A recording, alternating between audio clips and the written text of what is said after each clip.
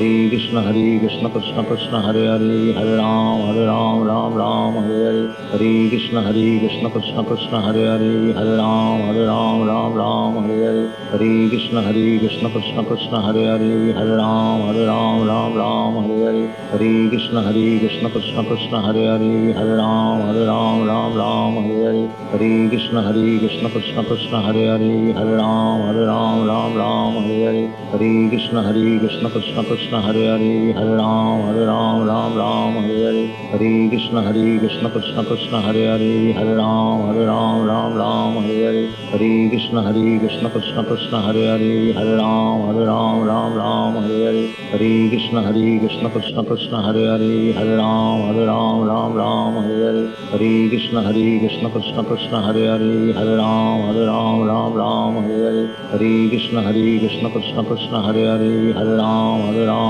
राम हरे हरे, हरे कृष्ण कृष्ण कृष्ण हरे हरे, हरे राम हरे कृष्ण राम हरे माताजी। हरे, हरे कृष्ण कृष्ण कृष्ण हरे हरे, हरे राम राम हरे हरे, हरे कृष्ण कृष्ण कृष्ण हरे हरे, हरे राम राम हरे हरे।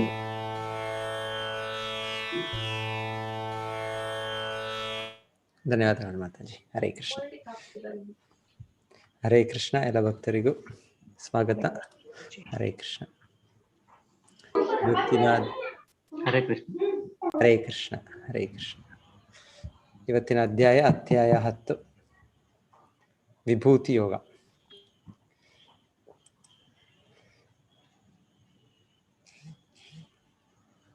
ಓಂ ಅಜ್ಞಾನತಿಮಿರಾಂಧಸ್ಯ ಜ್ಞಾನಾಂಜನಶಲಾಕಯ ಚಕ್ಷುರುನ್ಮೀಲಿತಂ ಯೇನ ತಸ್ಮೈ ಶ್ರೀ ಗುರವೇ ನಮಃ. ನಮೋ ಓಂ ವಿಷ್ಣುಪಾದಾಯ ಕೃಷ್ಣಪೃಷ್ಠಾಯ ಭೂತಲೆ ಶ್ರೀಮತೆ ಭಕ್ತಿವೇದಾಂತ ಸ್ವಾಮಿನಿತಿ ನಾಮಿನೆ. ನಮಸ್ತೆ ಸಾರಸ್ವತೆ ದೇವೆ ಗೌರವಾಣಿ ಪ್ರಚಾರಿಣೆ ನಿರ್ವಿಶೇಷ ಶೂನ್ಯವಾದಿ ಪಾಶ್ಚಾತ್ಯ ದೇಶಧಾರಿಣೆ. ಜಯ ಶ್ರೀ ಕೃಷ್ಣ ಚೈತನ್ಯ ಪ್ರಭೋ ನಿತ್ಯಾನಂದ ಶ್ರೀ ಅದ್ವೈತ ಗದಾಧರ ಶ್ರೀವಾಸಾದಿ ಗೌರಭಕ್ತವೃಂದ. ಹರೇ ಕೃಷ್ಣ ಕೃಷ್ಣ ಕೃಷ್ಣ ಹರೇ ಹರೇ, ಹರೇ ರಾಮ ರಾಮ ರಾಮ ಹರೇ ಹರೇ.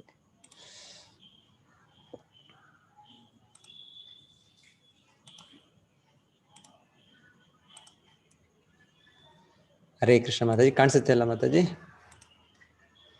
ಪ್ರಭುಜಿ. ಆಮೇಲೆ ವಾಲ್ಯೂಮು ಎಲ್ಲ ಚೆನ್ನಾಗಿದೆ ಪ್ರಭುಜಿ. ಸರಿಯಾಗಿದೆ.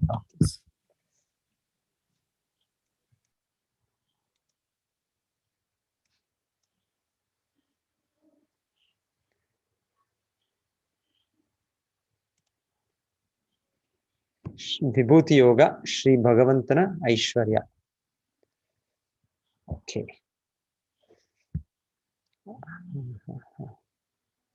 ದೇವೋತ್ತಮ ಪರಮಪುರುಷನು ಹೀಗೆಂದು ಹೇಳಿದನು: ಮಹಾಭಾವವಾದ ಅರ್ಜುನನೇ, ಮತ್ತೆ ಕೇಳು. ನೀನು ನನ್ನ ಪ್ರೀತಿಯ ಸ್ನೇಹಿತನಾದುದರಿಂದ ನಾನು ನಿನಗಾಗಿ ಇನ್ನೂ ಹೇಳುತ್ತೇನೆ. ನಾನು ಆಗಲೇ ವಿವರಿಸಿರುವ ಜ್ಞಾನಕ್ಕಿಂತ ಇನ್ನೂ ಉತ್ತಮವಾದ ಜ್ಞಾನವನ್ನು ನಿನಗೆ ನೀಡುತ್ತೇನೆ. ಸೊ ಯಾರಾದ್ರೂ ಭಕ್ತರು ಇದೇನು ಸನ್ನಿವೇಶ ಅಂತ ಹೇಳ್ತಾರಾ? ಈ ಕೆತ್ತನೆ ಯಾರಾದ್ರೂ ಹ್ಯಾಂಡ್ಸ್ ರೈಸ್ ಮಾಡಿ ಹೇಳ್ಬೋದು. ರುದ್ರೇಶ್ ಅವರು ನೀವು ಅನ್ಮ್ಯೂಟ್ ಮಾಡ್ಕೊಂಡು ಹೇಳಿ.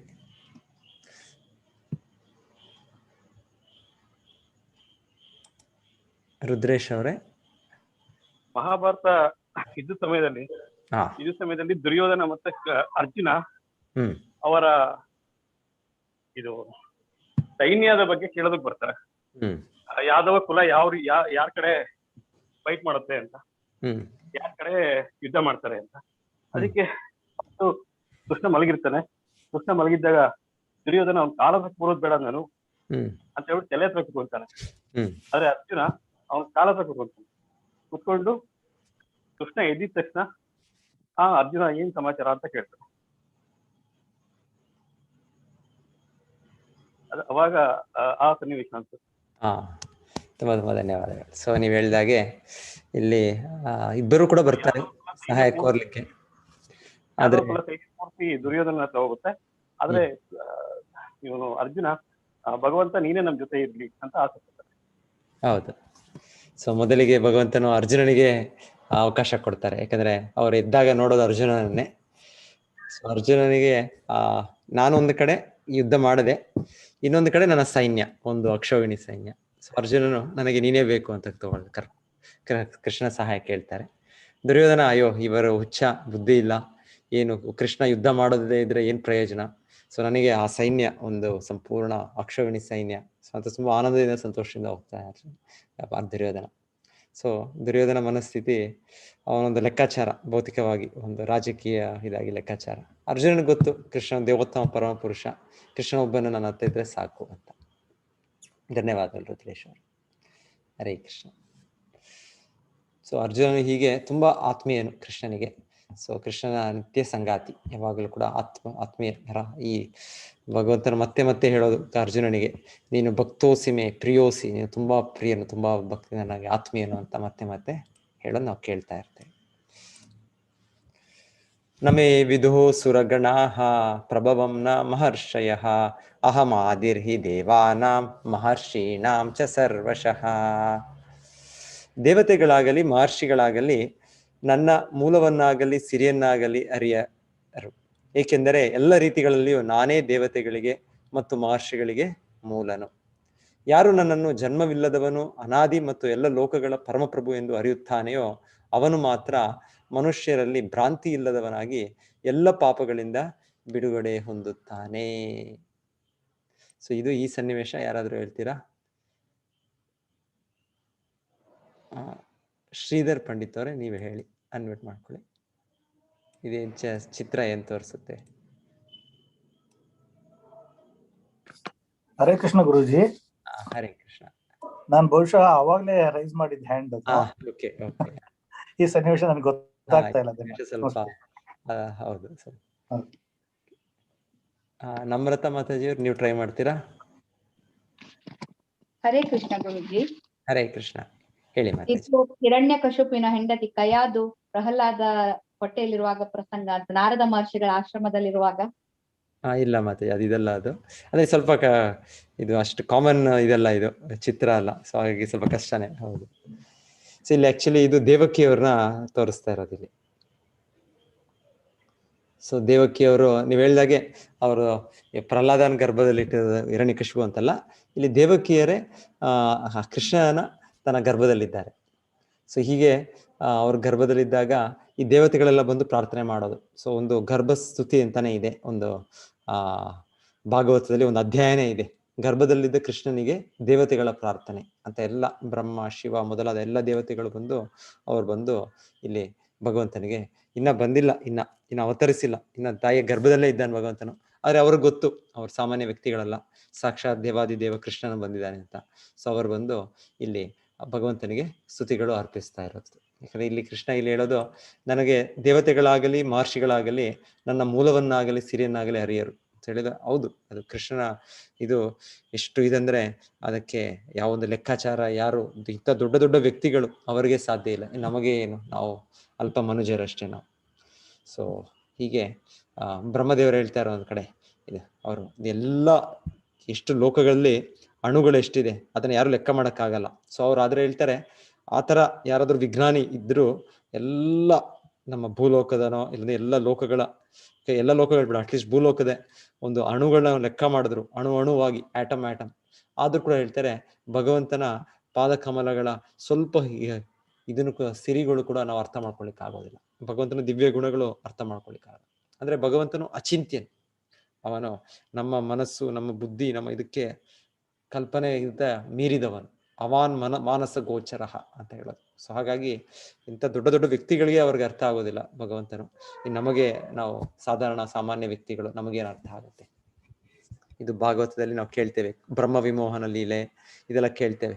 ಒಮ್ಮೆ ಬ್ರಹ್ಮನು ಕೂಡ ಮೋಹಗೊಂಡದ್ದು ಅದೆಲ್ಲ. ಸೊ ಹೀಗೆ ಆ ದೇವತೆಗಳು ಮಹರ್ಷಿಗಳಿಗೆ ಕೃಷ್ಣನ ಬಗ್ಗೆ ಅರ್ಥ ಮಾಡ್ಕೊಳ್ಳೋಕೆ ಸಂಪೂರ್ಣವಾಗಿ ಸಾಧ್ಯ ಇಲ್ಲ, ಇನ್ನು ಆಗಿರುವಾಗ ನಮಗೇನು?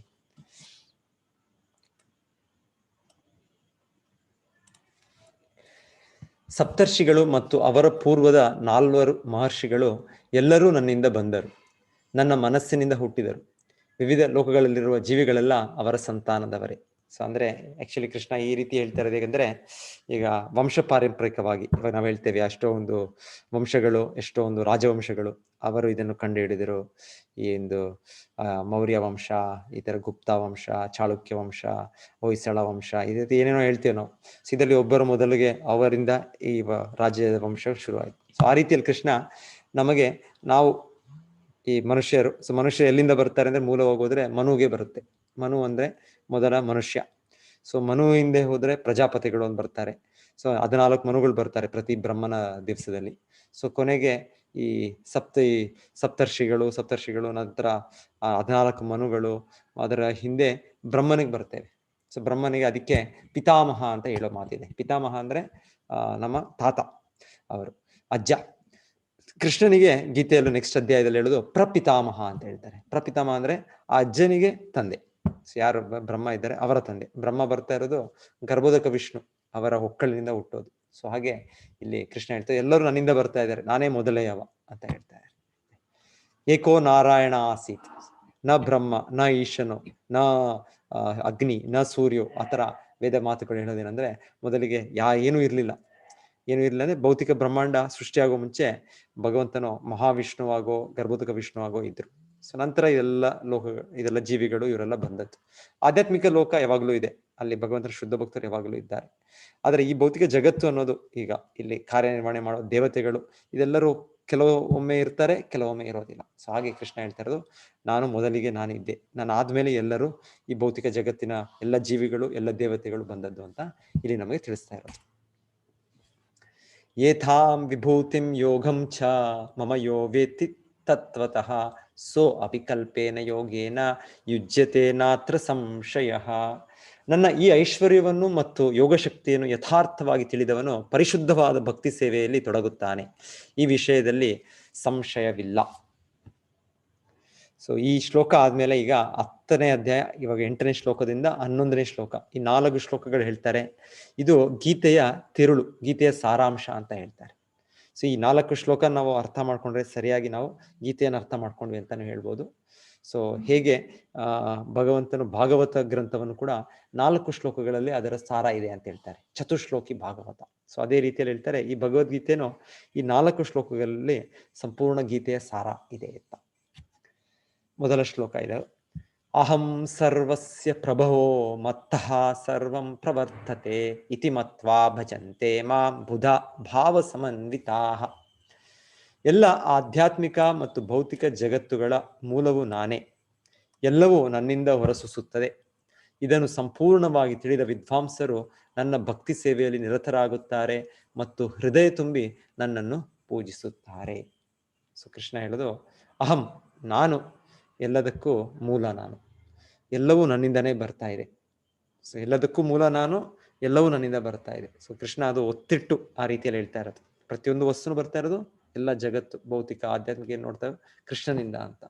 ಸೊ ಕೃಷ್ಣನೇ ಮೂಲ ಅಂತ ಕೃಷ್ಣ ಹೇಳೋದು, ಮತ್ತೆ ಕೃಷ್ಣನಿಂದ ಎಲ್ಲವೂ ಬರ್ತಾ ಇದೆ. ಸೊ ಇದು ಒತ್ತಿಟ್ಟು ಕೃಷ್ಣ ಎರಡು ಇಲ್ಲಿ ಅಹಂ ಸರ್ವಸ್ಯ ಪ್ರಭವೋ ಮತ್ತ ಸಂಭವತೆ ಎರಡು ಕೂಡ ನಮಗೆ ಏನೊಂದು ಸಂಶಯ ಇರಬಾರ್ದು. ಸೊ ಅಲ್ಲಿ ಕೃಷ್ಣ ಹೇಳ್ತಾ ಇರೋದು ಇತಿಮತ್ವ, ಈ ರೀತಿ ಯಾರಾದರೂ ನನ್ನನ್ನು ಅರ್ಥ ಮಾಡ್ಕೊಂಡ್ರೆ ಅವರು ಭಜಂತೆ ಮಾಂ, ಅವರ ಒಂದು ಭಕ್ತಿ ಭಾವದಿಂದ ನನ್ನ ಪೂಜೆ ಮಾಡ್ತಾರೆ, ನನ್ನನ್ನು ಆಶ್ರಯ ಪಡಿತಾರೆ ಅಂತ ಕೃಷ್ಣ ಹೇಳ್ತಾರೆ.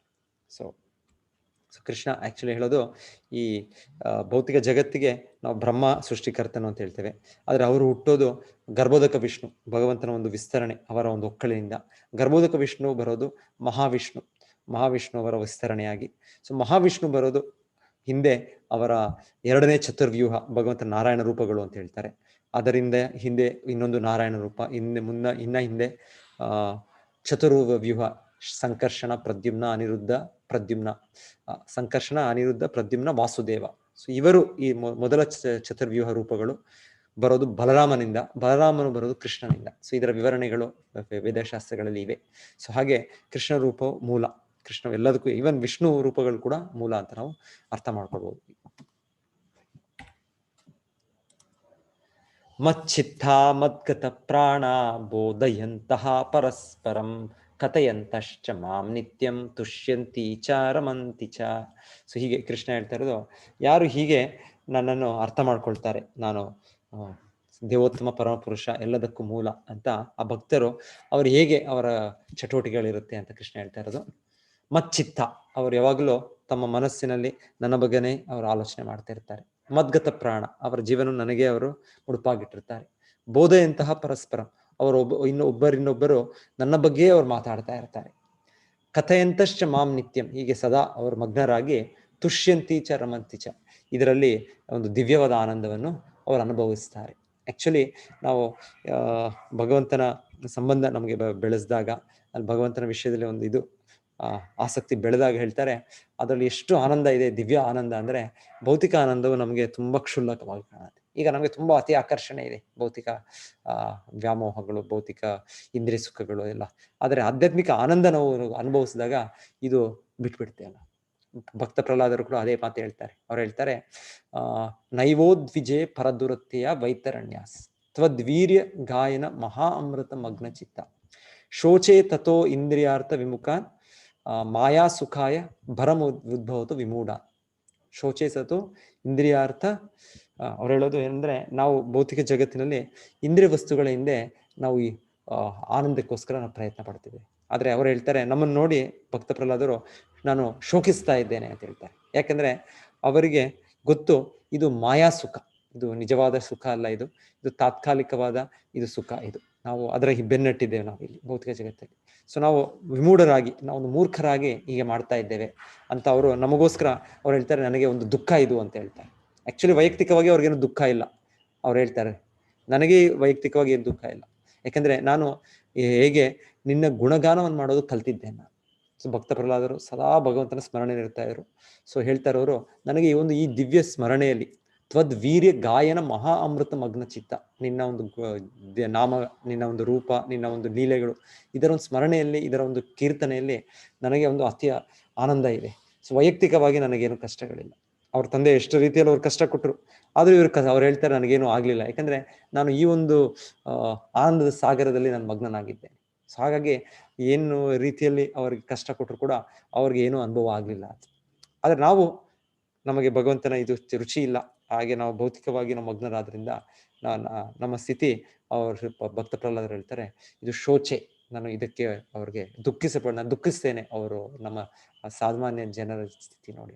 ಸೊ ಹೀಗೆ ಭಗವಂತನ ನಾಮದಲ್ಲಿ, ಭಗವಂತನ ಲೀಲೆಯಲ್ಲಿ, ಭಗವಂತನ ಗುಣ, ಅದರ ಕೀರ್ತನೆ, ಅದರ ಶ್ರವಣ, ಅದರ ಸ್ಮರಣೆಯಲ್ಲಿ ದಿವ್ಯ ಆನಂದ ಇದೆ. ಸೊ ನಾವು ಅದನ್ನು ಈ ಭಕ್ತಿ ಮಾರ್ಗದಲ್ಲಿ ನಾವು ಅದನ್ನು ಪಡೆಯೋದಕ್ಕೆ ಪ್ರಯತ್ನಿಸ್ಬೇಕು. ಹೇಗಂದ್ರೆ ಸ್ಟಾರ್ಟಿಂಗಲ್ಲಿ ನಮಗೆ ಒಂದು ಕಾಮಾಲೆ ರೋಗ ಇದ್ದಾಗೆ, ಜಾಂಡಿಸ್. ಸೊ ಜಾಂಡಿಸ್ ನಾವು ಇದ್ದಾಗ ಏನಾದರೂ ಒಂದು ರುಚಿಕರವಾದ ಪದಾರ್ಥ ಕೊಟ್ಟರು, ಶುಗರ್ ಕೇನ್ ನಾವೇನ್ ಹೇಳ್ತೀವಿ, ಅದು ಕಬ್ಬಿನ ಹಾಲು ಕೊಟ್ಟರು ಕೂಡ ಅದೊಂದು ನಮಗೆ ರುಚಿಯಾಗಿ ಕಾಣೋದಿಲ್ಲ, ಅದೊಂದು ಏನೋ ಒಂದು ಹುಳಿಯಾಗೋ ಏನೋ ಕಾಣುತ್ತೆ.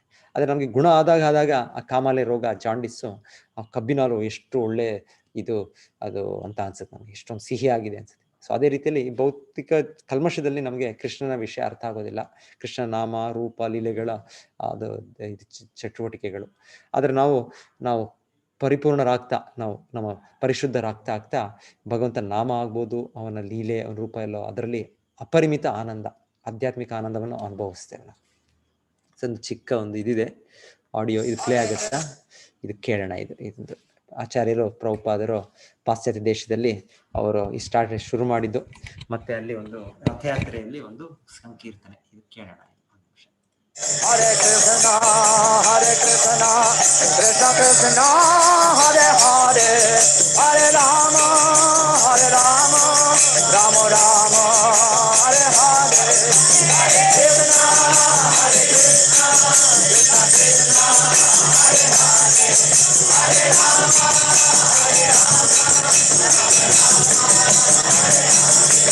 Hare Rama, Hare Krishna, Krishna Krishna, Hare Hare, Hare Rama,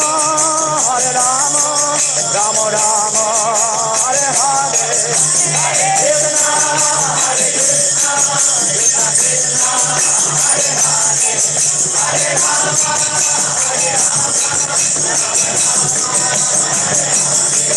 Hare Rama, Hare Krishna, Krishna Krishna, Hare Hare, Hare Rama, Rama Rama, Hare Hare, Hare Krishna, Krishna Krishna, Hare Hare, Hare Rama,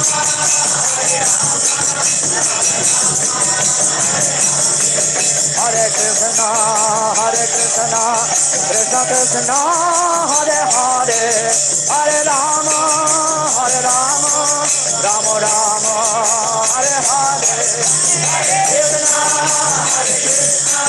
Krishna Krishna, Hare Hare, Hare Rama,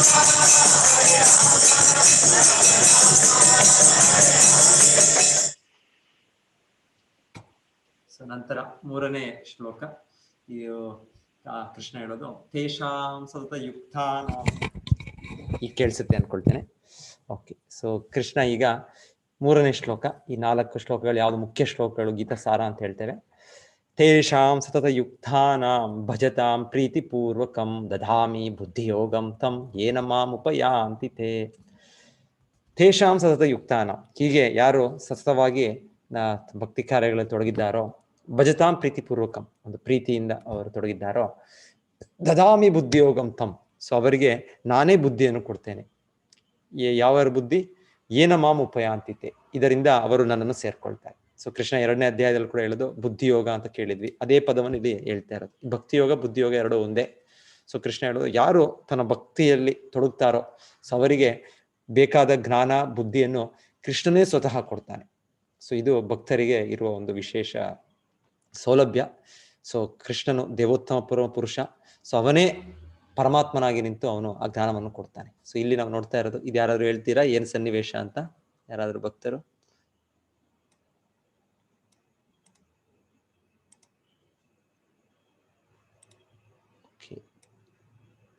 Namrata ಮಾತಾಜಿಯವರು hands rice ಮಾಡಿದ್ದಾರೆ. ಹರೇ ಕೃಷ್ಣ ಮಾತಾಜಿ, ಹೇಳಿ ಮಾತಾಜಿ. ಹರೇ ಕೃಷ್ಣ. ಇದು ಧ್ರುವ ತಪಸ್ ಮಾಡುದು ಅಂತ ಕಾಣ. ಹೌದು. So ಏನಾಗ್ತಾ ಇದೆ ಇಲ್ಲಿ ನಂತರ? ಧ್ರುವ ತಪಸ್ ಮಾಡಿ ಅವನಿಗೆ ತುಂಬಾ ಕಷ್ಟ ಕೊಡ್ತಾರೆ ಈ ದೇವತೆಗಳು. ಇಂದ್ರ ವರುಣ ದೇವತೆಗಳೆಲ್ಲ ಅವನಿಗೆ ತಪಸ್ ಮಾಡ್ಲಿಕ್ಕೆ ಬಿಡುದಿಲ್ಲ. ಅಂದ್ರೆ ಅವರಿಗೆ ಅವರ ಇಂದ್ರನಿಗೆ ಇಂದ್ರ ಪದವಿಯ ಹೋಗ್ತದೋ ಅಂತ ಹೆದರಿಕೆ. ಹಾಗಾಗಿ ಅವರು ತುಂಬಾ ತೊಂದರೆ ಕೊಡ್ತಾರೆ ಆ ಬಾಲಕರಿಗೆ. ಅವನು ಕಡೆಗೆ ಎಲ್ಲವನ್ನು, ಅನ್ನವನ್ನು, ಆಹಾರವನ್ನು ಎಲ್ಲವನ್ನು ಬಿಟ್ಟು ಕಡೆಗೆ ಒಂಟಿ ಕಾಲಲ್ಲಿ ನಾರದ ಮಹರ್ಷಿಗಳು ಹೇಳಿದ ಓಂ ನಮೋ ಭಗವತೆ ವಾಸುದೇವಾಯ ಆ ಮಂತ್ರವನ್ನು ಹೇಳ್ತಾ ನಿರಂತರವಾಗಿ ತಪಸ್ಸನ್ನು, ಬಹಳ ಕಠಿಣವಾಗಿ ತಪಸ್ಸನ್ನು ಆಚರಿಸ್ತಾನೆ ಧ್ರುವ. ಎಲ್ಲ ಆಹಾರ ಅನ್ನ ಎಲ್ಲ ಉಸಿರನ್ನು ಸಮೇತ ಕುಂಭಕ ಹಾಕಿ ತಪಸ್ ಮಾಡುದವನು. ಅದಕ್ಕೆ ಕಡೆಗೆ ವಿಷ್ಣು ಆ ಮೇಲೆ ಸ್ವರ್ಗಲೋಕದಲ್ಲೆಲ್ಲ ಅಲ್ಲೋಲ ಕಲ್ಲೋಲ ಆಗ್ತದೆ. ಅಂದ್ರೆ ಇವನ ತಪಸ್ಸಿನ ಪ್ರಭಾವದಿಂದ ದೇವತೆಗಳಿಗೆಲ್ಲ ಹೆದರಿಕೆ ಆಗ್ತದೆ. ಕಡೆಗೆ ಮಹಾವಿಷ್ಣು ಬರ್ಬೇಕಾಗ್ತದೆ ಇವನ ತಪಸ್ಸಿಗೆ ಮೆಚ್ಚಿ. ಆ ಪ್ರಸಂಗ ಅಂತ ಕಾಣ್ತದೆ ನೋಡಿದ್ರೆ. ಧನ್ಯವಾದಗಳು ಮಾತಾಜಿ, ಧನ್ಯವಾದಗಳು. ಇದು ಕರೆಕ್ಟ್, ನೀವು ಇದೆಲ್ಲ ಹೇಳಿದ್ದು. ಆದ್ರೆ ಇಂದ್ರನಿಗೆ ಗೊತ್ತಿಲ್ಲ. ಇಂದ್ರನಿಗೆ ಅವಾಗ ಧ್ರುವ ಮಹಾರಾಜ ತಪಸ್ಸಿನಿಂದ ಅದು ನಾನು ಕೇಳಲಿಲ್ಲ ನಾನು. ಎನಿವೆ ಅದೇ ಬೇರೆದೆಲ್ಲ ಕರೆಕ್ಟ್ ನೀವು ಹೇಳಿದ್ದು. ಅವ್ರು ತಪಸ್ ಮಾಡೋದಿದ್ದು ಎಷ್ಟು ತೀವ್ರವಾಗಿ ತಪಸ್ ಮಾಡಿದ್ರು ಅಂದ್ರೆ ಹೇಳ್ತಾರೆ, ಇಲ್ಲಿ ತೋರ್ಸೋದು ಏನಂದ್ರೆ ಈ ದೇವತೆಗಳಿಗೆ ಅವರು ಕೂಡ ಉಸಿರು ಗಟ್ಟಿದ ಹಾಗೆ, ಉಸಿರು ಕಟ್ಟಿ. ಯಾಕಂದ್ರೆ ಹೇಳ್ತಾರೆ ಇವರು ಅಷ್ಟು ತೀವ್ರವಾಗಿ ತಪಸ್ಸೆಯಿಂದ ಇವರ ಒಂದು ಶ್ವಾಸ ಮತ್ತೆ ಭಗವಂತನ ಪರಮಾತ್ಮನದು ಒಂದೇ ಆಗೋ ರೀತಿಯಲ್ಲಿ ಸಂಪೂರ್ಣ ಆ ಗಾಳಿಯ ಚಲನೆ ಎಲ್ಲ ನಿಂತೋಯ್ತು ಒಂದು ರೀತಿಯಲ್ಲಿ. ಸೊ ಹಾಗೆ ಇವರು ಇವಾಗ ಎಲ್ಲ ದೇವತೆಗಳೆಲ್ಲ ಏನಿದು ನಮಗೆ ಶ್ವಾಸ ತಗೊಳ್ಲಿಕ್ಕೂ ಆಗ್ತಾ ಇಲ್ಲ, ಆ ರೀತಿಯಲ್ಲಿ ಆಗ್ತಾ ಇದೆ ಅಂತ ಅವ್ರು ಹೋಗಿ ಮತ್ತೆ ಭಗವಂತನ ಹತ್ರ ಹೋದಾಗ ಭಗವಂತನು ಇಲ್ಲಿ ಬರೋದು, ಇಲ್ಲಿ ನೀವು ಅದು ನೋಡ್ತಾ ಇದ್ದೀವಿ. ಧನ್ಯವಾದಗಳು ಮಾತಾಡಿ. ಸೊ ಇಲ್ಲಿ ವಿಷ್ಣು ಬಂದು ಅವರಿಗೆ ಅನುಗ್ರಹಿಸ್ತಾರೆ, ಯಾರಿಗೆ? ಧ್ರುವ ಮಹಾರಾಜನಿಗೆ. ಸೊ ಅವಾಗ ಅನುಗ್ರಹಿಸುವಾಗ ಹೇಳ್ತಾರೆ ಧ್ರುವ ಮಹಾರಾಜನಿಗೆ ಹೇಗೆ ಪ್ರಾರ್ಥನೆ ಮಾಡ್ಬೇಕು ಭಗವಂತನಿಗೆ ಅದು ಗೊತ್ತಿಲ್ಲ. ಯಾಕಂದ್ರೆ ಪುಟ್ಟ ಬಾಲಕ, 5 ವರ್ಷದ ಬಾಲಕ, ಏನ್ ಗೊತ್ತಿರುತ್ತೆ 5 ವರ್ಷದ ಬಾಲಕಕ್ಕೆ. ಆದ್ರೆ ಭಗವಂತನ ಬಂದು ಮತ್ತೆ ತನ್ನ ಕೃಪೆಯನ್ನು, ತನ್ನ ದಿವ್ಯವಾದ ಕೈಗಳನ್ನು ಆ ಧ್ರುವ ಮಹಾರಾಜನ ತಲೆ ಮೇಲೆ ಇಡೋದು, ಆ ಶಂಖವನ್ನೇನೋ ಮೂಲಕ ಇಡ್ತಾರೆ. ಸೊ ಹೇಳ್ತಾರೆ ಹಾಗೆ ಧ್ರುವ ಮಹಾರಾಜನಿಗೆ ಸಂಪೂರ್ಣ ದಿವ್ಯ ಜ್ಞಾನ. ಸೊ ಭಕ್ತ ಪ್ರಹ್ಲಾದರಿಗೂ ಹಾಗೆ ಹೇಳ್ತಾರೆ ಒಂದು ರೀತಿಯಲ್ಲಿ. ನರಸಿಂಹದೇವರು ಬಂದಾಗ ಅವರು ಕೂಡ ಅವ್ರ ತಲೆ ಮೇಲೆ ಕೈ ಇಟ್ಟು ಅವ್ರಿಗೆ ಆಶೀರ್ವದಿಸೋದು.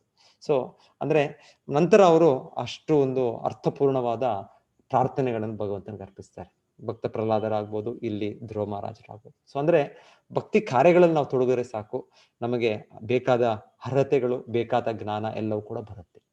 ಕೆಲವೊಮ್ಮೆ ಜನರು ಅನ್ಕೊಳ್ತಾರೆ ಇಲ್ಲ ಜ್ಞಾನ ನೀವು ಪಡಿಬೇಕು, ಅದರಿಂದ ಮತ್ತೆ ನಿಮ್ಗೆ ಮೋಕ್ಷ, ಅದರಿಂದ ನಿಮಗೆ ಇನ್ನೊಂದು ಸಾಧ್ಯ ಆಗೋದು, ಆಧ್ಯಾತ್ಮಿಕ ಉನ್ನತಿ ಸಾಧ್ಯ ಆಗೋದು. ಇಲ್ಲ, ಭಕ್ತಿ ಒಂದು ಪ್ರಾಧಾನ್ಯವಾದದ್ದು. ಅದು ಬಂದರೆ ಎಲ್ಲವೂ ಕೂಡ ಬರುತ್ತೆ. ವಾಸುದೇವೇ ಭಗವತಿ ಭಕ್ತಿ ಯೋಗ ಪ್ರಯೋಜಿತ ಜನಯತಿ ಆಶು ವೈರಾಗ್ಯಂ ಜ್ಞಾನಂ ಚಯದ್ ಹೈತುಕಂ. ಸೊ ಭಾಗವತದಲ್ಲಿ ಕೂಡ ಹೇಳಿದ್ದಾರೆ, ನಾವು ಕೃಷ್ಣನಿಗೆ ಭಕ್ತಿ ಕಾರ್ಯಗಳು ಮಾಡಿದಾಗ ಏನಾಗುತ್ತೆ, ಭಕ್ತಿ ಯೋಗ ಅಭ್ಯಾಸ ಮಾಡಿದಾಗ ಏನಾಗುತ್ತೆ, ನಮಗೆ ಬೇಕಾದ ವೈರಾಗ್ಯ ಕೂಡ ಬೇಕಾದ ಜ್ಞಾನ ಕೂಡ ಭಗವಂತನು ನಮ್ಗೆ ಅನುಗ್ರಹಿಸ್ತಾನೆ. ಇದು ನಾವು ಜ್ಞಾನ ಬೇಕು ಮೊದಲಿಗೆ, ಆಮೇಲೆ ನಮಗೆ ವೈರಾಗ್ಯ ಬರೋದು, ಭಕ್ತಿ ಬೇರೆನೊಂದು ಬರೋದು ಅಂತ ಅಲ್ಲ. ಭಕ್ತಿ ಮಾಡೋದು ಮುಖ್ಯ, ಅದು ಮಾಡಿದ್ರೆ ಬೇರೆ ಎಲ್ಲವೂ ತನ್ನತಾನಾಗೆ ಬರುತ್ತೆ ಅಂತ ಆ ಮಾತು ನಮಗೆ ಅಲ್ಲೂ ಕೂಡ ಹೇಳೋದು, ಇಲ್ಲೂ ಕೂಡ ಈ ಶ್ಲೋಕದಲ್ಲಿ ಕೃಷ್ಣ ಕೂಡ ಅದನ್ನೇ ಹೇಳ್ತಾ ಇದ್ದಾರೆ ನಮಗೆ. ಸೊ ನಂತರ ಕೃಷ್ಣ ಇಲ್ಲಿ ಹೇಳೋದಿಲ್ಲಿ ಈ 4ನೇದು ಕೊನೆಯ ಶ್ಲೋಕ. ಯಾಕೆ ಹೀಗೆ ಅವ್ರಿಗೆ ನಾನು ಆ ಬುದ್ಧಿಯನ್ನು ಆ ಜ್ಞಾನವನ್ನು ಕೊಡ್ತೇನೆ ಅಂದ್ರೆ, ತೇಷಾಮೇವಾನು ಕಂಪಾರ್ಥಂ ಅಹಮಜ್ಞಾನಜಂ ತಮಃ ನಾಶಯಾಮ್ಯಾತ್ಮಭಾವಸ್ಥೋ ಜ್ಞಾನದೀಪೇನ ಭಾಸ್ವತ. ಸೊ ಅವರಿಗೆ ವಿಶೇಷ ಅನುಕಂಪವನ್ನು ತೋರಲು ನಾನು ಅವರ ಹೃದಯಗಳಲ್ಲಿದ್ದು ಜ್ಞಾನದ ದೀಪದ ಬೆಳಕಿನಿಂದ ಅಜ್ಞಾನದ ಕತ್ತಲನ್ನು ನಾಶ ಮಾಡುತ್ತೇನೆ. ಸೊ ಕೃಷ್ಣನು ಹಾಗಲೇ ಪ್ರತಿಯೊಬ್ಬರ ಹೃದಯದಲ್ಲೂ ಕೂಡ ಪರಮಾತ್ಮನಾಗಿದ್ದಾನೆ. ಸೊ ಪರಮಾತ್ಮನಾಗಿ ಭಗವಂತನು ಬಂದಿದ್ದಾನೆ ಅಂದ್ರೆ ಅದು ಅವನ ಒಂದು ಕರುಣಾಮಯಿ ರೂಪ, ಕರುಣಾಮಯಿ ಅವನ ಒಂದು ವಿಸ್ತರಣೆ. ಭಗವಂತನು ಬಂದಿರೋದು ಪರಮಾತ್ಮ ಒಂದೇ ಏಕೈಕ ಕಾರಣ ಭಗವಂತನು ಬಂದಿರೋದು ಏನಕ್ಕಂದ್ರೆ ನಮ್ಮನ್ನು ಮತ್ತೆ ತನ್ನ ಧಾಮಕ್ಕೆ ಕರ್ಕೊಂಡು ಹೋಗ್ಲಿಕ್ಕೆ. ಸೊ ಭಗವಂತನು ನಮ್ಮ ತುಂಬಾ ಆತ್ಮೀಯವಾದ ತಂದೆ ಎಲ್ಲ ಜೀವಿಗಳಿಗೆ. ಸೊ ಹಾಗಾಗಿ ಅವನು ನಮಗೆ ಈಗ ಅವ್ಯಕ್ತವಾಗಿ ನಮಗೆ ಕಾಣಿಸ್ಕೊಳ್ಳದೆ ನಮ್ಮ ಹತ್ರನೇ ಇದ್ದಾನೆ. ಯಾವಾಗ ನಾವು ಮತ್ತೆ ಅವನ ಕಡೆ ತಿರುಗ್ತೇವೋ ಅಥವಾ ಅವನ ಭಗವಂತನು ಕಾಯ್ತಾ ಇದ್ದಾನೆ. ಸೊ ಹೇಳ್ತಾರೆ, ನಮ್ಮ ಚಟುವಟಿಕೆಗಳೀಗ ಒಂದು ಅಷ್ಟು ಒಳ್ಳೆಯ ಚಟುವಟಿಕೆಗಳೆಲ್ಲ, ಭಗವಂತನನ್ನು ಮರೆತು ನಾವೆಲ್ಲ ಇಂದ್ರಿಯ ಭೋಗದಲ್ಲಿದ್ದೇವೆ. ಆದರೂ ಕೂಡ ಕೃಷ್ಣನು ನಾವು ಯಾವ ದೇಹದಲ್ಲಿ ಹೋದ್ರು, ಯಾವ ಜನ್ಮ ತಾಳಿದ್ರು ಕೃಷ್ಣನು ನಮ್ಮ ಹತ್ತಿರವೇ ಇದ್ದು ಕಾಯ್ತಾ ಇದ್ದಾನೆ. ಯಾವಾಗಲೂ ನಾವು ಅವನ ಕಡೆ ತಿರುಗ್ತೇವೆ ಅಂತ.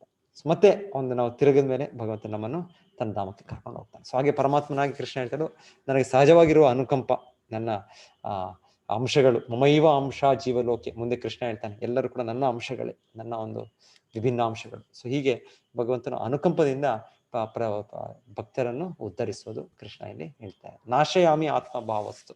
ಹೇಗೆ ಒಂದು ಬೆಳಕು ಅನ್ನೋದು ಅಂಧಕಾರವನ್ನು ಹೋಗಲಾಡಿಸುತ್ತೆ, ಅದೇ ರೀತಿ ಜ್ಞಾನ ಅನ್ನೋ ಒಂದು ಬೆಳಕಿನಿಂದ ಅಜ್ಞಾನವನ್ನು ನಾನು ತೊಲಗಿಸ್ತೇನೆ.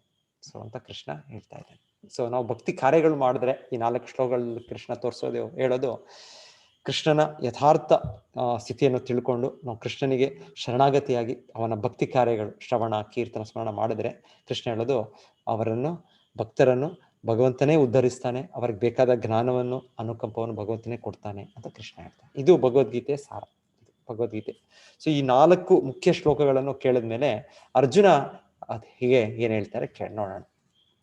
ಬ್ರಹ್ಮ ಪರಂ ಧಾಮ ಪವಿತ್ರಂ ಪರಮಂ ಭವಾನ್ ಪುರುಷಂ ಶಾಶ್ವತಂ ದಿವ್ಯಂ ಆದಿದೇವಂ ಅಜಂ ವಿಪುಂ ಹಾಹುಸ್ತ್ವಾಂ ಋಷಯಃ ಸರ್ವೇ ದೇವರ್ಷಿರ್ನಾರದಸ್ತಥಾ ಅಸಿತೋ ದೇವಲೋ ವ್ಯಾಸಃ ಸ್ವಯಂ ಚೈವ ಬ್ರವೀಷಿ ಮೇ. ಅರ್ಜುನನು ಹೇಳಿದನು, ನೀನು ದೇವೋತ್ತಮ ಪರಮಪುರುಷ, ಪರಂಧಾಮ. ಸೊ ಅರ್ಜುನ ಇವಾಗ ಏನ್ ಅರ್ಥ ಮಾಡ್ಕೊಂಡ್ರು ಇದು ಕೇಳಿದ್ಮೇಲೆ? ಸೊ ಇವಾಗ ಅರ್ಜುನ ಏನ್ ಅರ್ಥ ಮಾಡ್ಕೊಂಡ್ರೋ ಅದೇ ರೀತಿಯಲ್ಲಿ ನಾವು ಕೂಡ ಅರ್ಥ ಮಾಡ್ಕೊಳ್ಬೇಕು. ಅವಾಗ ನಾವು ಭಗವದ್ಗೀತೆನ ಅರ್ಥ ಮಾಡ್ಕೊಂಡ್ವಿ ಅಂತ ಅರ್ಥ. ಸೊ ಅರ್ಜುನ ಹೇಳ್ತಾ ಇರೋದು ಕೃಷ್ಣನಿಗೆ ಪರಬ್ರಹ್ಮ. ಪರಂಬ್ರಹ್ಮ ಅಂದ್ರೆ ನಾವು ಬ್ರಹ್ಮನ್ ಅಂದ್ರೆ ಜೀವಾತ್ಮ, ಬ್ರಹ್ಮನ್ ತುಂಬಾ ದೊಡ್ಡದು ಅಂತ ಬೇರೆ ಬೇರೆ ಅರ್ಥಗಳು. ನಮಗೂ ಕೂಡ ಬ್ರಹ್ಮನ್ ಅಂತ ಹೇಳ್ತೇವೆ, ಅಹಂ ಬ್ರಹ್ಮಾಸ್ಮಿ ಅಂತ ನಾವು ಹೇಳ್ತೇವೆ. ಸೊ ಆದರೆ ಕೃಷ್ಣನಿಗೆ ಅರ್ಜುನ ಹೇಳ್ತಾ ಇರೋದು ಪರಬ್ರಹ್ಮನ್ ಅಂದ್ರೆ ಎಲ್ಲರಿಗಿಂತ ಉನ್ನತವಾದ ವ್ಯಕ್ತಿ. ಸೊ ಎಲ್ಲರ ಸಾಧಾರಣ ಬ್ರಹ್ಮ ಅಲ್ಲ, ಪರಮಬ್ರಹ್ಮನ್, ಪರಂಬ್ರಹ್ಮ, ಪರಮಾತ್ಮ. ನಾವು ಆತ್ಮ, ಕೃಷ್ಣನು ಪರಮಾತ್ಮ, ಅವನು ಪರಮನ್ ಅಂತ. ಸೊ ಹೀಗೆ ನಮಗೂ ಭಗವಂತನಿಗೆ ವ್ಯತ್ಯಾಸ ಇದೆ. ಸೊ ಅರ್ಜುನನು ನೇರವಾಗಿ ಯಾವಾಗ್ಲೂ ಆತ್ಮಗೆ ಪರಬ್ರಹ್ಮನ್ ಅಂತ ಎಲ್ಲೂ ಹೇಳಿಲ್ಲ, ಕೇವಲ ನಮಗೆ ಬ್ರಹ್ಮನ್ ಅಂತ ಹೇಳ್ತಾರೆ, ಇಲ್ಲಾಂದ್ರೆ ಜೀವಾತ್ಮ ಅಂತ ಹೇಳ್ತಾರೆ. ಅದೇ ಕೃಷ್ಣನಿಗೆ ಪರಂಬ್ರಹ್ಮ, ಪರಂಧಾಮ, ಪರಮಾತ್ಮ ಅಂತ ಹೇಳೋ ಮಾತುಗಳಿದೆ. ಸೊ ಅರ್ಜುನನು ಕೂಡ ಕೃಷ್ಣನಿಗೆ ಪರಬ್ರಹ್ಮ ಅಂತ ಸಂಬೋಧಿಸ್ತಾ ಇದ್ದಾರೆ. ಪರಂಧಾಮ ಎಲ್ಲದಕ್ಕೂ ಕೂಡ ಮೂಲ ಆಶ್ರಯ. ಪವಿತ್ರಂ ಪರಮಂ ಭವಾನ್, ಪರಮ ಪವಿತ್ರನು ನೀನು. ಭವಾನ್ ಅಂದ್ರೆ ಸಂಸ್ಕೃತದಲ್ಲಿ ನೀನು ಅಂತ. ಸೊ ನೇರವಾಗಿ ಅರ್ಜುನ ಕೃಷ್ಣನಿಗೆ ನೀನು ಪರಮ ಪುರುಷನು, ಪುರುಷಂ ಶಾಶ್ವತಂ ದಿವ್ಯಂ, ನೀನೊಬ್ಬ ಪುರುಷ. ನಾವು ಒಂದ್ಸಲ ಅನ್ಕೊಳ್ತೀವಿ ದೇವರು ಅಂದ್ರೆ ಏನೋ ಒಂದು ಶಕ್ತಿ ಅನ್ಕೊಳ್ತೇವೆ, ಇಲ್ಲಾಂದ್ರೆ ಅದೊಂದು ನಿರಾಕಾರ ಸ್ವರೂಪ ಅನ್ಕೊಳ್ತೇವೆ. ಇಲ್ಲ, ಅರ್ಜುನ ಕೃಷ್ಣನ್ ನೇರವಾಗಿ ಹೇಳ್ತಾ ಇರೋದು ನೀನು ಪುರುಷ, ನೀನೊಬ್ಬ ವ್ಯಕ್ತಿ. ಎಂತ ಪುರುಷ? ಶಾಶ್ವತಂ ದಿವ್ಯಂ, ಶಾಶ್ವತವಾದ ನಿತ್ಯವಾದ ಪುರುಷ, ದಿವ್ಯವಾದ. ನೀನು ಭೌತಿಕವಾಗಿ ಒಂದೇನೋ ಒಂದು ಸಾಮಾನ್ಯ ಲೌಕಿಕ ವ್ಯಕ್ತಿ ಅಲ್ಲ, ನೀನು ಆಧ್ಯಾತ್ಮಿಕ ವ್ಯಕ್ತಿ. ಆದಿದೇವಂ, ಎಲ್ಲ ದೇವತೆಗಳು ಮೂಲ ನೀನು, ದೇವತೆಗಳ ಆದಿ. ಅಜಂ, ನಿನಗೆ ಹುಟ್ಟು ಇಲ್ಲ, ನಮಗೂ ಹುಟ್ಟು ಇಲ್ಲ, ಆದ್ರೆ ಭಗವಂತನಿಗೆ ಅವನು ಎಲ್ಲದಕ್ಕೂ ಮೂಲ. ಅಜಂ ವಿಭುಂ, ನೀನು ಎಲ್ಲದಕ್ಕಿಂತ ದೊಡ್ಡವ. ನಮಗೆ ಅಣು ಅಂತ ಹೇಳ್ತೇವೆ, ಕೃಷ್ಣ ವಿಭು ಅಂತ ಹೇಳ್ತೇವೆ. ಆಹುಸ್ತ್ವಾಂ ಋಷಯ ಸರ್ವೆ. ಸೊ ಈಗ ಹೇಳ್ಬೋದು ಅರ್ಜುನ ಯಾಕೆ ಇಷ್ಟೆಲ್ಲ ಹೇಳ್ತಾ ಇದ್ದಾರೆ, ಮೋಸ್ಟ್ಲಿ ಕೃಷ್ಣನ ಸ್ನೇಹಿತನಾದ್ರಿಂದ ಸ್ನೇಹಿತನಿಗೆ ಸ್ವಲ್ಪ ಹೆಚ್ಚಾಗಿ ಅವರು ಹೊಗಳೋ ರೀತಿಯಲ್ಲಿ ಹೇಳ್ತಾ ಇದ್ದಾರೆ. ಇಲ್ಲ, ಅರ್ಜುನ ಸುಮ್ಮನೆ ಒಬ್ಬ ಹೊಗಳಿಕೆ ಅನ್ನೋದು ಏನೋ ಒಂದು ತನ್ನ ಇಚ್ಛೆಯಂತೆ ಏನೋ ಒಂದು ಇದು ಮಾಡ್ತಾ ಇಲ್ಲ. ಅರ್ಜುನ ಹೇಳೋದು ಇದೇ ವಿಷಯವನ್ನು ದೊಡ್ಡ ದೊಡ್ಡ ಋಷಿ ಮುನಿಗಳು ಹೇಳ್ತಾ ಇದ್ದಾರೆ. ಆಹುಸ್ತ್ವಂ ಋಷಯ ಸರ್ವೇ, ಎಲ್ಲ ಸರ್ವ ಋಷಿಗಳು ಅದೇ ಹೇಳ್ತಾ ಇದ್ದಾರೆ. ಯಾರು ಆ ಋಷಿಗಳು?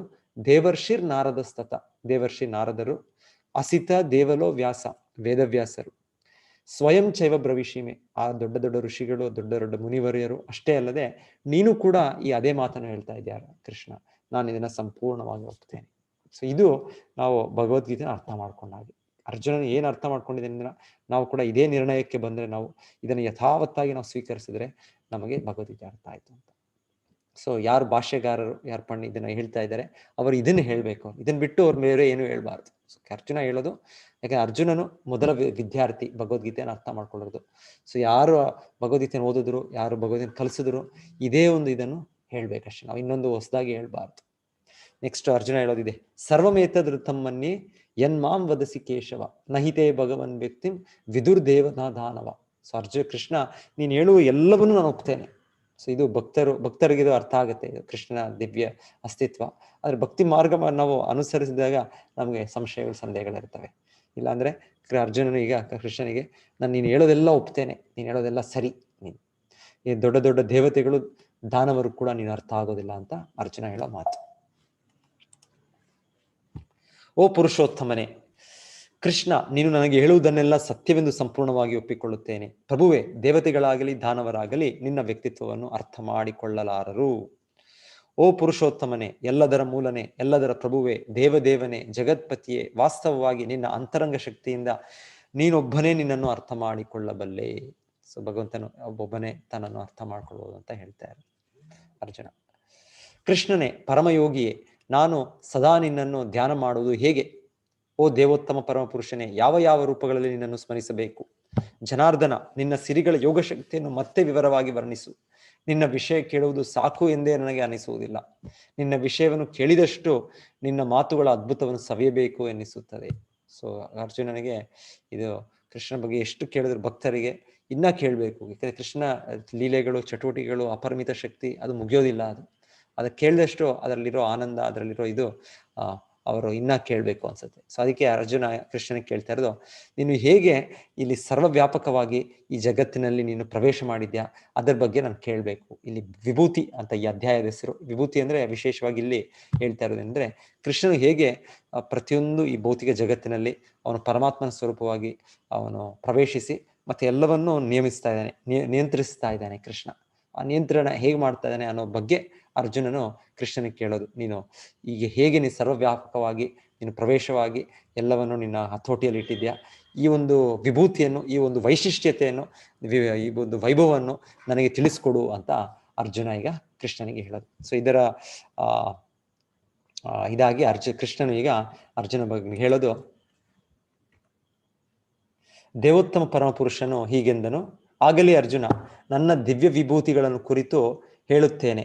ನನ್ನ ವಿಭೂತಿಗಳಿಗೆ ಮಿತಿ ಇಲ್ಲ, ಆದುದರಿಂದ ಪ್ರಧಾನವಾದುದನ್ನು ಮಾತ್ರ ಹೇಳುತ್ತೇನೆ. ಸೊ ಕೃಷ್ಣ ಹೇಳ್ತಾನೆ, ನನ್ನ ಬಗ್ಗೆ ಎಷ್ಟು ನಾನು ಹೇಳಿ ನಾನು, ಆದ್ರೂ ಕೂಡ ನಿನ್ನ ಒಂದು ಇದಿದೆ, ಉತ್ಸಾಹ, ಒಂದು ಕುತೂಹಲ ಇದೆ, ಆ ಕುತೂಹಲಕ್ಕೆ ನಾನು ಸ್ವಲ್ಪ ವಿಷಯಗಳನ್ನು ನನ್ನ ಬಗ್ಗೆ ಹೇಳ್ತೇನೆ ಅಂತ ಕೃಷ್ಣನು ಇಲ್ಲಿ ಹೇಳೋದು. ಸೊ ಕೃಷ್ಣ ಇಲ್ಲಿ ಹೇಳೋದು, ಈ ಶ್ಲೋಕಗಳು ಓದ್ಬೋದು, ಬೇಕಿದ್ರೆ ನೋಡ್ತೀನಿ ನಾನು, ಇರಿ ಒಂದು ನಿಮಿಷ.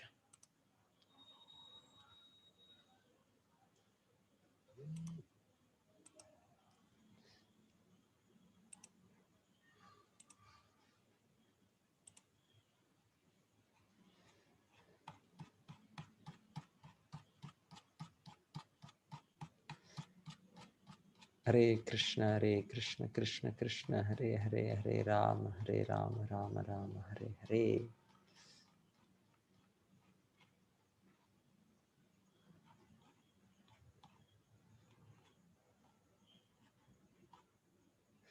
ಅಹಮಾತ್ಮ ಗುಡಾಕೇಶ ಸರ್ವಭೂತಾಶಯಸ್ಥಿತಃ ಅಹಮಾದಿಶ್ಚ ಮಧ್ಯಂ ಚ ಭೂತಾನಾಂ ಅಂತ ಏವ ಚ. ಅರ್ಜುನ, ನಾನು ಎಲ್ಲ ಜೀವಿಗಳ ಹೃದಯದಲ್ಲಿ ನೆಲೆಸಿರುವ ಪರಮಾತ್ಮ, ಎಲ್ಲ ಜೀವಿಗಳ ಆದಿ ಮಧ್ಯ ಮತ್ತು ಅಂತ್ಯವು ನಾನೇ. ಆದಿತ್ಯಾನಾಮಹಂ ವಿಷ್ಣೋ ಜ್ಯೋತಿಷಾಂ ರವಿರಂಶುಮಾನ್ ಮರೀಚಿರ್ ಮರುತಾಮಸ್ಮಿ ನಕ್ಷತ್ರಾಣಾಂ ಅಹಂ ಶಶಿ. ನಾನು ಆದಿತ್ಯರಲ್ಲಿ ವಿಷ್ಣು, ಜ್ಯೋತಿಗಳಲ್ಲಿ ತೇಜಸ್ವಿ ಸೂರ್ಯ, ಮರುತರಲ್ಲಿ ಮರೀಚಿ ಮತ್ತು ನಕ್ಷತ್ರಗಳಲ್ಲಿ ನಾನು ಚಂದ್ರನು. ಸೊ ಆದಿತ್ಯರು ಅಂದ್ರೆ ಅದಿತಿಯ ಪುತ್ರರು. ಈಗ ಅವರು ದೇವತೆಗಳ ಸ್ಥಾನವನ್ನು ಪಡೆದಿದ್ದಾರೆ, ಇಂದ್ರ ಅವರೆಲ್ಲ.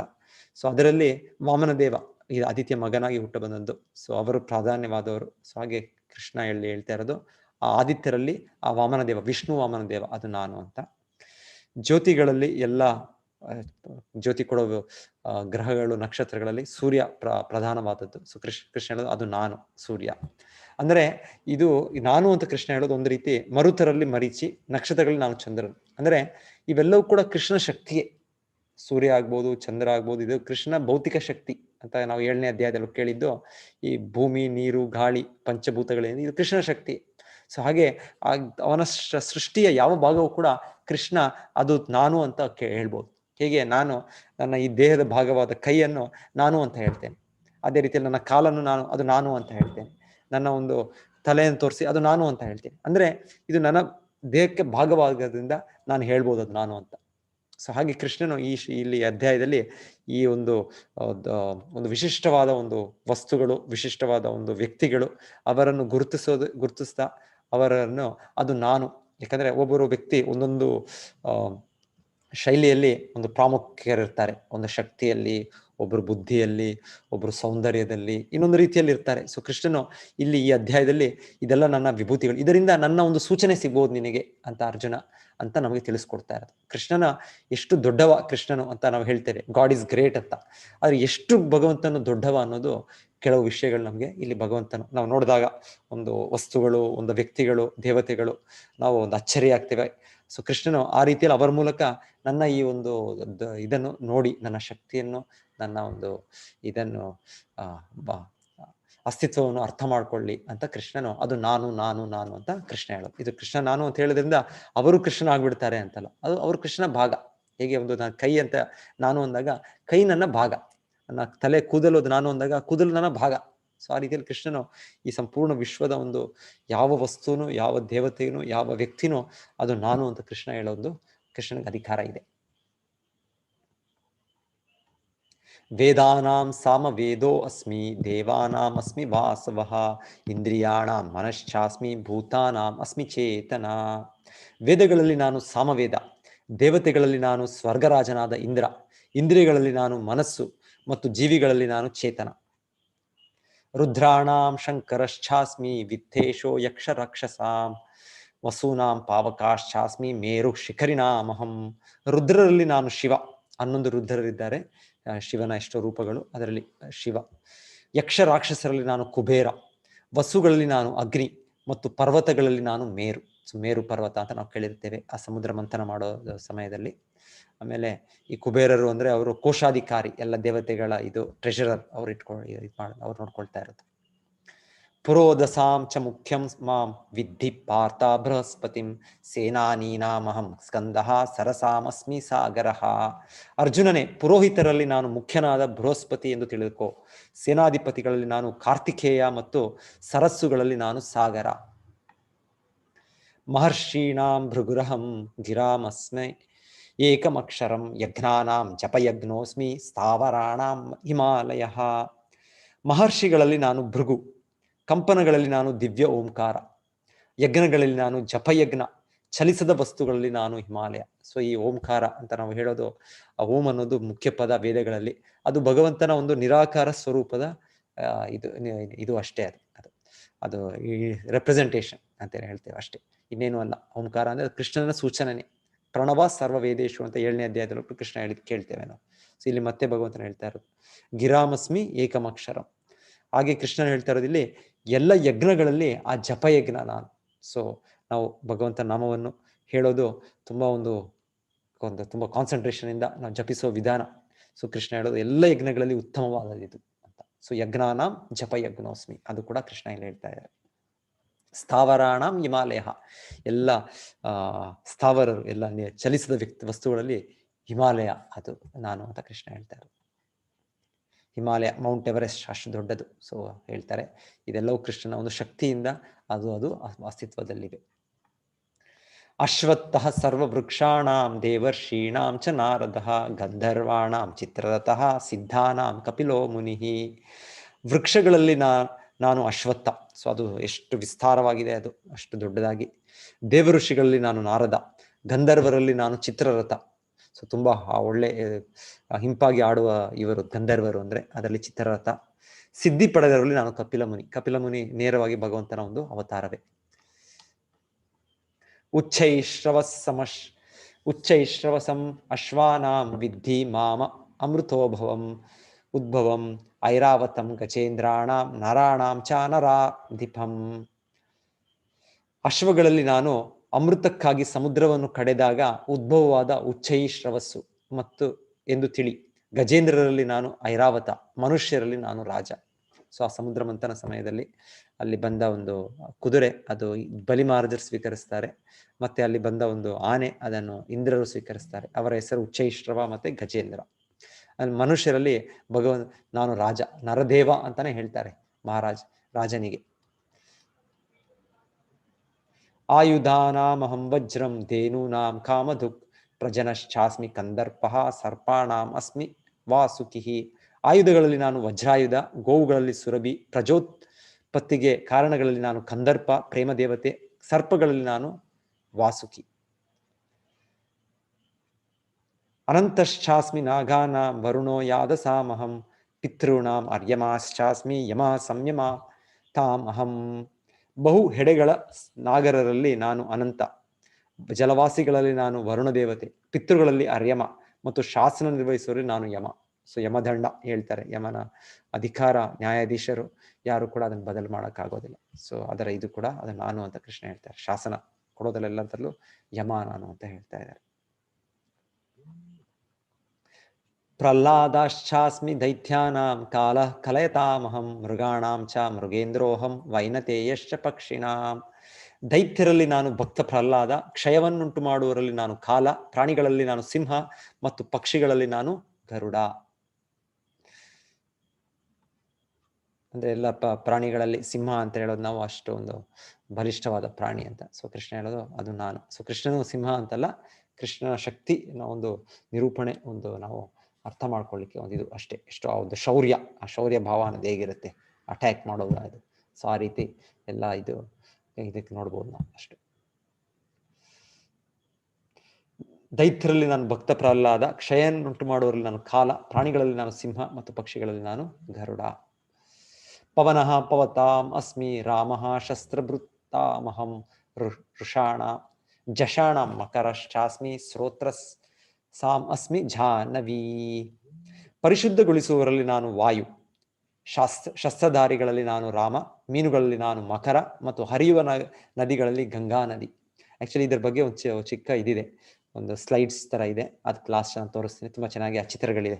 ಇಲ್ಲಿ ರಾಮ, ಇಲ್ಲಿ ಒಂದು ಸಿಂಹ, ಒಂದು ಇಲ್ಲಿ ಮೀನುಗಳ ಒಂದು ಶಾರ್ಕು, ಆ ಥರ ಬರೋದು ಒಂದು ಚಿತ್ರ ಇದೆ. ಕೊನೆಗೆ ನೋಡೋಣ, ಒಂದು 5 ನಿಮಿಷ ಇದೆ ಇದು ಅಷ್ಟೇ.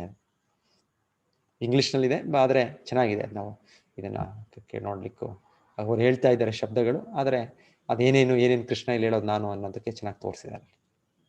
ಸರ್ಗಾಣಾಂ ಆದಿರ್ ಅಂತಶ್ಚ ಮಧ್ಯಂ ಚೈವಾಹಂ ಅರ್ಜುನ ಆಧ್ಯಾತ್ಮ ವಿದ್ಯಾನಾಂ ವಾದಃ ಪ್ರವದತಾಮಹಂ. ಎಲ್ಲ ಸೃಷ್ಟಿಗಳಿಗೆ ನಾನೇ ಆದಿ, ಅಂತ್ಯ ಮತ್ತು ಮಧ್ಯ. ಎಲ್ಲ ವಿದ್ಯೆಗಳಲ್ಲಿ ಆಧ್ಯಾತ್ಮಿಕ ವಿದ್ಯೆ, ಎಲ್ಲ ತಾರ್ಕಿಕರಲ್ಲಿ ನಾನೇ ನಿರ್ಣಾಯಕ ಸತ್ಯ.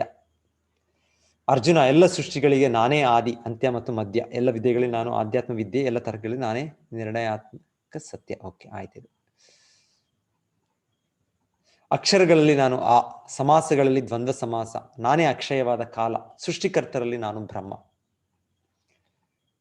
ಮೃತ್ಯು ಸರ್ವ ಹರಶ್ಚಾಹಂ ಉದ್ಭವಶ್ಚ ಭವಿಷ್ಯತಾಂ ಕೀರ್ತಿ ಶ್ರೀವಾಕ್ಚ ನಾರೀಣಾಂ ಸ್ಮೃತಿರ್ಮೇಧಾ ಧೃತಿ ಕ್ಷಮ. ಸೊ ಎಲ್ಲ ನಾಶ ಮಾಡುವ ವಸ್ತುಗಳಲ್ಲಿ ಮೃತ್ಯು. ಸೊ ಮೃತ್ಯು ನಮ್ಮದೆಲ್ಲವೂ ಕೂಡ ತೆಗೆದುಕೊಂಡು ಹೋಗ್ಬಿಡ್ತವೆ.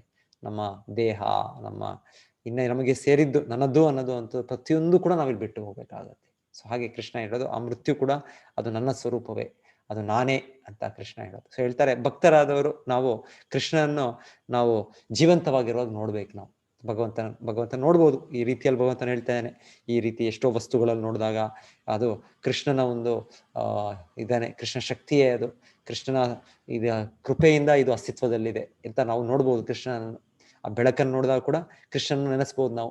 ಕೃಷ್ಣನ ಇದನ್ನು ಸೃಷ್ಟಿ ಮಾಡಿದ, ಈ ಸೂರ್ಯವನ್ನು ನಮಗೆ ಬೇಕಾದ ಅಗತ್ಯವಾದ ಇದನ್ನು ಕೊಟ್ಟ ಅಂತ ನಾವು ನೆನಪು ಮಾಡ್ಕೊಳ್ಬೋದು. ನೀರು ಕುಡಿದಾಗೆಲ್ಲ ಕೃಷ್ಣನ ಸ್ಮರಿಸ್ಬೋದು. ಕೃಷ್ಣ ನಮಗೆ ಇದು ಇಷ್ಟು ಅಮೂಲ್ಯವಾದ ವಸ್ತುವನ್ನು ಕೊಟ್ಟಿದ್ದಾನೆ ನಮ್ಮ ಜೀವನವನ್ನು ಸಾಗಿಸ್ಲಿಕ್ಕೆ. ಸೊ ಈ ರೀತಿಯಲ್ಲಿ ಕೃಷ್ಣನ ಭಕ್ತರು ಜೀವಂತವಾಗಿ ಪ್ರತಿ ಕ್ಷಣ ನೋಡ್ಬೋದು ನಾವು ಅಭ್ಯಾಸ ಮಾಡಿದ್ರೆ. ಆದರೆ ನಾವು ನೋಡದೆ ಕೃಷ್ಣ ಇಲ್ಲ, ಕೃಷ್ಣನ ನಂಬೋದಿಲ್ಲ ಅಂದ್ರೆ ಇದ್ದಾನೆ. ನಾಸ್ತಿಕನಿಗೆ ಹೇಳ್ತಾರೆ ಮೃತ್ಯು ರೂಪದಲ್ಲಿ ಕೃಷ್ಣ ಬರ್ತಾನೆ. ಸೊ ಯಾಕಂದ್ರೆ ಆ ನಾಸ್ತಿಕನಿಗೆ ತನ್ನಲ್ಲೇ, ತನ್ನ ಒಂದು ಸಾಮರ್ಥ್ಯದಲ್ಲೇ ಒಂದು ನಂಬಿಕೆ, ತನ್ನ ಶಕ್ತಿಯ ಮೇಲೆ ಅವನಿಗೆ ನಂಬಿಕೆ. ಸೊ ಈಗ ಕೊನೆಯಾಗಿ ಭಗವಂತನ ಬಂದು ಅವನದು ಅಂತ ಏನಿದೆ ಎಲ್ಲವೂ ಕೂಡ ನಾಶ ಆಗ್ತದೆ, ಮತ್ತೆ ಸೊನ್ನೆ, ಮತ್ತೆ ಪುನರಪಿ ಜನನ ಪುನರ್ಮರಣ. ಯಾರು ನಂಬುತ್ತಾರೋ ನಂಬೋದಿಲ್ವೋ, ಆದ್ರೆ ಮತ್ತೆ 0 ಇಂದ ಸ್ಟಾರ್ಟ್ ಮಾಡ್ಬೇಕು, ಹೊಸ ಚಾಪ್ಟರ್, ನಮ್ಮ ಜೀವನದ ಹೊಸ ಚಾಪ್ಟರ್. ಸೊ ಹೀಗೆ ಕೃಷ್ಣ ಹೇಳ್ತಾ ಇರೋದು ಮೃತ್ಯುವಾಗಿ ನಾನು ಎಲ್ಲವೂ ನಾಶ ಮಾಡಿಬಿಡ್ತೇನೆ.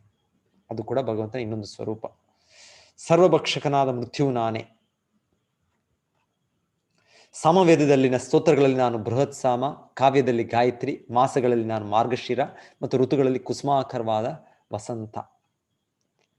ದ್ಯೂತಂ ಚಲಯತಾಂ ಅಸ್ಮಿ, ತೇಜಸ್ವಿನಾಮಹಂ, ಜಯೋಸ್ಮಿ ವ್ಯವಸಾಯೋಸ್ಮಿ, ಸತ್ವಂ ಸತ್ವಮತಾಮಹಂ. ಮೋಸಗಾರರ ಜೂಜು ನಾನು, ತೇಜಸ್ವಿಗಳ ತೇಜಸ್ಸು ನಾನು ಜಯ, ನಾನು ಸಾಹಸ, ಬಲಿಷ್ಠರ ಬಲವೂ ನಾನೇ. ಸೊ ಪ್ರತಿಯೊಂದು ಕೃಷ್ಣನ ಒಂದು ಶಕ್ತಿ ಪ್ರದರ್ಶನನೇ, ಶಕ್ತಿಯ ಒಂದು ಸೂಚನೆನೇ. ಸೊ ಮೋಸ ಇದರಲ್ಲೂ ಕೂಡ ನಾವು ಮಹಾಭಾರತ ಯುದ್ಧದಲ್ಲಿ ನೋಡ್ತೇವೆ. ಆ ದುರ್ಯೋಧನ ಸಾಯೋದು, ಇಲ್ಲ ಅಂದ್ರೆ ಕರ್ಣ ಸಾಯೋದಾಗ್ಬೋದು. ಕೃಷ್ಣ ಒಂದು ಧಾರ್ಮಿಕವಾಗಿ ಸಾಯಿಸ್ಬೋದಿತ್ತು ಅವ್ರಿಗೆ, ಕೃಷ್ಣನಿಗೇನು ಕಷ್ಟ ಇಲ್ಲ. ಆದರೆ ಅವರು ಒಂದು ಅಧರ್ಮ ವ್ಯಕ್ತಿಗಳಾದದ್ದರಿಂದ ಕೃಷ್ಣನವ್ರಿಗೆ ಅಧಾರ್ಮಿಕವಾಗಿ ಅವ್ರನ್ನ ಸಾಯಿಸಿದ್ರು. ಹೀಗೆ ಎಲ್ಲರನ್ನು ಏನೋ ಕೇಳೋದು, ಎಷ್ಟೋ ಜನ ಕುರು ವಂಶ ಕಡೆ, ಆ ಕಡೆ ಧೃತರಾಷ್ಟ್ರನ ಕಡೆ ಇದ್ದ ಮುಖಂಡರು, ನಾಯಕರಲ್ಲೂ ಕೃಷ್ಣ ಒಂದು ಇನ್ನೊಂದು ರೀತಿಯಲ್ಲೇ, ಯಾಕಂದ್ರೆ ಅವರು ಅಧರ್ಮವಾಗಿ ಅವರು ಅಷ್ಟು ಕಷ್ಟ ಕೊಟ್ಟಿದ್ದು ಪಾಂಡವರಿಗೆ. ಸೊ ಕೃಷ್ಣನ್ ಅದೇ ರೀತಿಯಲ್ಲಿ ಕೃಷ್ಣನು ಒಬ್ಬರನ್ನ ಸಾಯಿಸಿತ್ತು. ವೃಷ್ಣೀನಾಂ ವಾಸುದೇವೋಸ್ಮಿ, ಪಾಂಡವಾನಾಂ ಧನಂಜಯ, ಮುನೀನಾಮಪ್ಯಹಂ ವ್ಯಾಸಃ, ಕವೀನಾಂ ಉಶನಾಂ ಕವಿಃ. ವೃಷ್ಣಿ ವಂಶದವರಲ್ಲಿ ನಾನು ವಾಸುದೇವ, ಪಾಂಡವರಲ್ಲಿ ನಾನು ಅರ್ಜುನ, ಋಷಿಗಳಲ್ಲಿ ನಾನು ವ್ಯಾಸ, ಮಹಾಚಿಂತಕರಲ್ಲಿ ನಾನು ಉಶನ. ಶಾಸನ ಅವಿಧೇಯತೆಯನ್ನು ದಮನ ಮಾಡುವ ರೀತಿಗಳಲ್ಲಿ ನಾನು ಶಿಕ್ಷೆ, ಜಯವನ್ನು ಅರಸುವವರಲ್ಲಿ ನಾನು ನೀತಿ, ಗುಹ್ಯ ವಿಷಯಗಳಲ್ಲಿ ನಾನು ಮೌನ, ಜ್ಞಾನಿಗಳ ಜ್ಞಾನ ನಾನು. ಸೊ ನಾವು ಭಗವಂತನ ಜ್ಞಾನ ಬುದ್ಧಿ ಅದಕ್ಕೆ ಸಮವಿಲ್ಲ. ಯಚ್ಚಾಪಿ ಸರ್ವಭೂತಾನಾಂ ಬೀಜಂ ತದಹಂ ಅರ್ಜುನ, ನ ತದಸ್ತಿ ವಿನಾಯತ್ಸ್ನ್ಯಾನ್ ಮಯಾ ಭೂತ ಚರಾಚರಂ. ಅರ್ಜುನ, ಇದಲ್ಲದೆ ನಾನು ಎಲ್ಲ ಅಸ್ತಿತ್ವಗಳನ್ನು ಉತ್ಪಾದಿಸುವ ಬೀಜ, ನಾನಿಲ್ಲದೆ ಚರಾಚರವಾದದ್ದು ಯಾವುದೂ ಇರಲು ಸಾಧ್ಯವಿಲ್ಲ. ನಾಂತೋಸ್ತಿ ಮಮ ದಿವ್ಯಾನಾಂ ವಿಭೂತೀನಾಂ ಪರಂತಪ, ಏಷದ್ದೇಶತ ಪ್ರೋಕ್ತ ವಿಭೂತೇರ್ ವಿಸ್ತರೋ ಮಯ.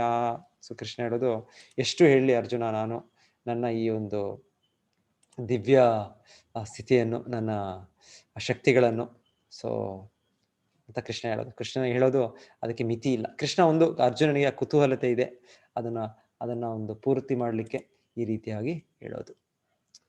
ಒಂದು ನಿಮಿಷ,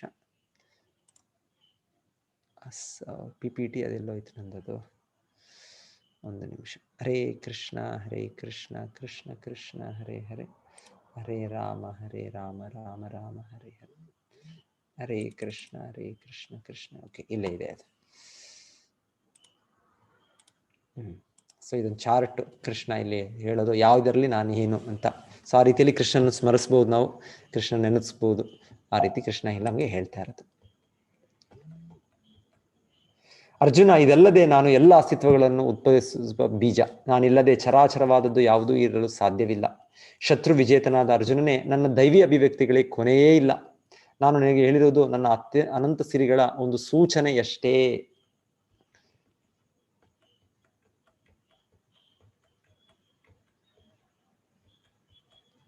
ಯದ್ಯದ್ ವಿಭೂತಿ ಮತ್ಸತ್ವಂ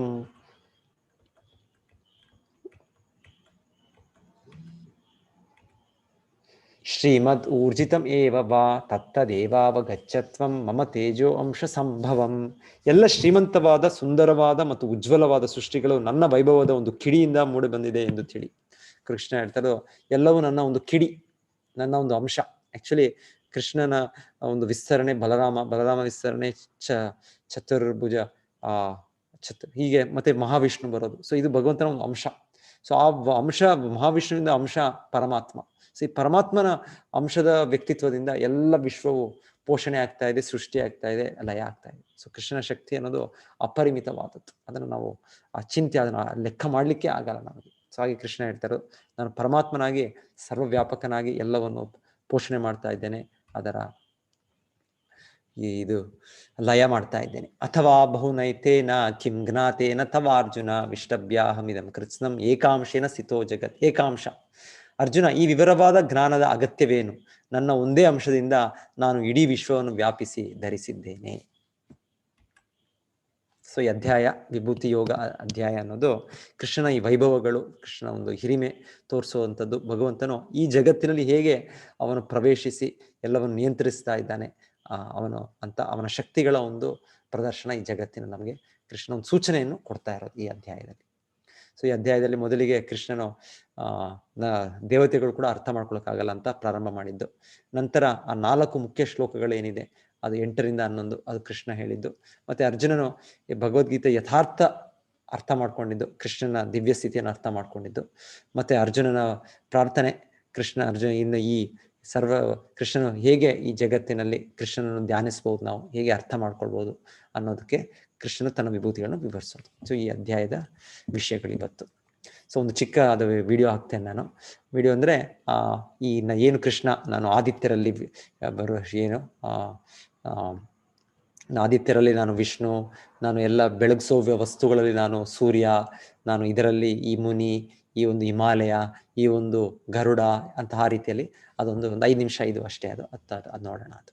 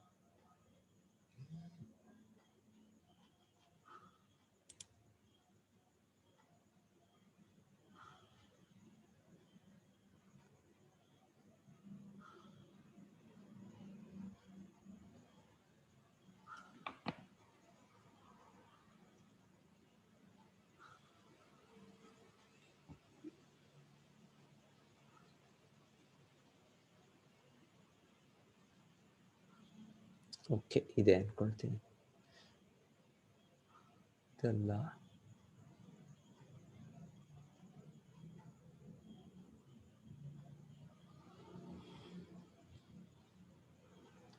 ಹರೇ ಕೃಷ್ಣ ಟಿವಿ.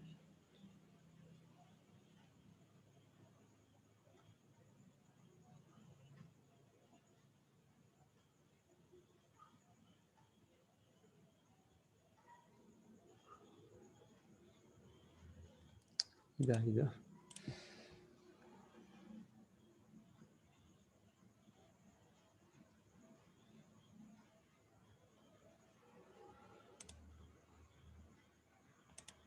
ಇದೆಲ್ಲ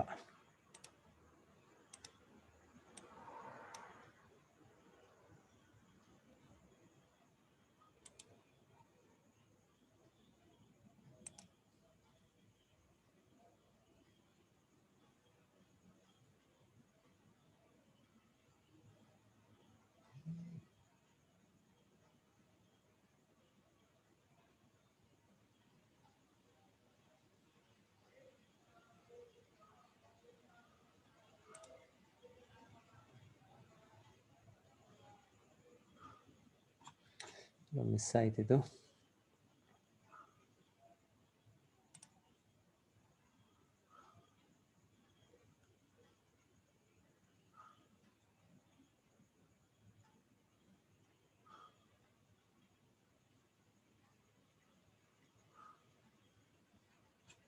ಇಂಗ್ಲಿಷ್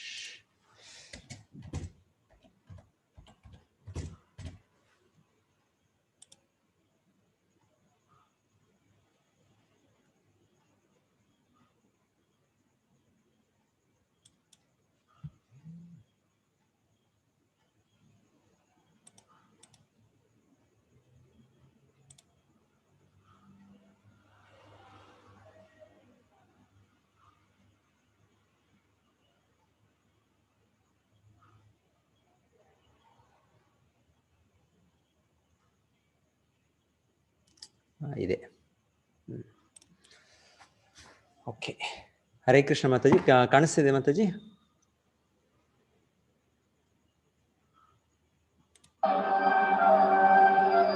ಕಾಣಿಸ್ತಾ ಇದೆ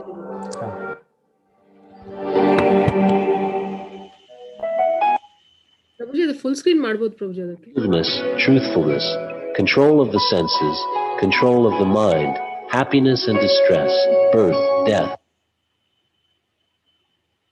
spiritual and material worlds. Everything emanates from me. The wise who perfectly know this engage in my devotional service and worship me with all their hearts. The thoughts of my pure devotees dwell in me. Their lives are fully devoted to my service, and they derive great satisfaction and bliss